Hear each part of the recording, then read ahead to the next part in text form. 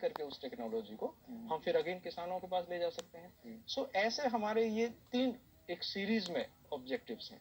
कहीं की भी मान लीजिए पशुओं की है, गाय जैसे यहाँ की गाय है, यहाँ की गाय छोटी है, दूध कम देती है, हम मान लीजिए हरियाणा से गाय लेना चाहते हैं या भैंस है। सो कोई भी चीज जो इंडिया में बेस्ट अवेलेबल है और हमारे यहाँ उनको आना चाहिए और क्लाइमेट की वजह से नहीं आ पा रही है, तो हम उसमें थोड़ा रिसर्च का इंटरवेंशन करके रिफाइन करके उस टेक्नोलॉजी को यहाँ लाते हैं और उसको एडॉप्ट करना, ये हमारा मुख्य टारगेट है। जब ये सारी चीजें हम किसानों के यहाँ ले आते हैं तो हम क्या करते हैं कि उसके बाद ट्रेनिंग देते हैं कि देखिए, किसानों को बुलाएंगे खेत पे कि देखिए ये एक फसल है जो इस किसान के यहाँ पे या हमारे फार्म पे देखिए ये मेथड अपना के इतनी अच्छी हुई है, आप भी इसको करिए। सर, इसी चीज से और एक सवाल दिमाग में आता है कि क्या अभी तक ऐसे कुछ उदाहरण हैं जिससे कि मतलब कि बाहर की मतलब देश से अन्य जगहों से कोई ऐसी फसल को लेके यहाँ पे सक्सेसफुली उगाया गया है अरुणाचल में या फिर नॉर्थ ईस्ट में? अभी तक ऐसे कुछ एग्जांपल्स? हाँ देखिए, बहुत एग्जाम्पल है।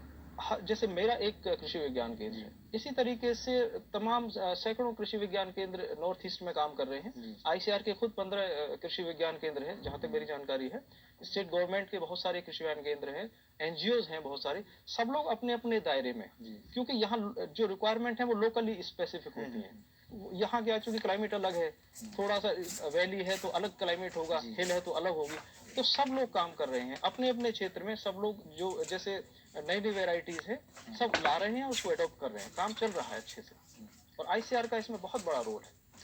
अच्छा सर, ये बताइए कि अरुणाचल में जो मेजर क्रॉप्स हैं जी, उनकी इकोनॉमिक वायबिलिटी कुछ रहती है बाहर में शायद मार्केट ढूंढने में अगर जाए तो? देखिए ये तो वाकई बहुत आपने ऐसा क्वेश्चन टच कर दिया जो यानी कि यहाँ के किसानों की दुखती रग पे हाथ रख दिया आपने एक तरीके से, सच पूछे। क्योंकि मैंने अभी मेरे पास एक किसान आए थे, वो कहते हैं कि मेरे पास 500 टन अदरक है। आप सोचिए, और उसको मैं क्या करूं, मेरी समझ में नहीं आ रहा। तो इमीडिएटली इससे पहले मैं एक मिनिस्ट्री ऑफ एसएसआई में भी as head of the organization रहा हूँ, एज प्रिंसिपल डायरेक्टर। एक बॉडी है fragrance and flavour development centre, उसका हेड रह चुका हूँ। तो वहां पे भी हमने कुछ इस तरह की एक इंडस्ट्री से लिंकेजेस डेवलप किए थे। इमीडिएटली मैंने एक इंडस्ट्रियलिस्ट को फोन किया कि भाई यहाँ पे ऐसे ऐसे प्रॉब्लम है अदरक की, अगर आप क्या यहाँ पे आके एक इंडस्ट्री की यूनिट लगा सकते हैं।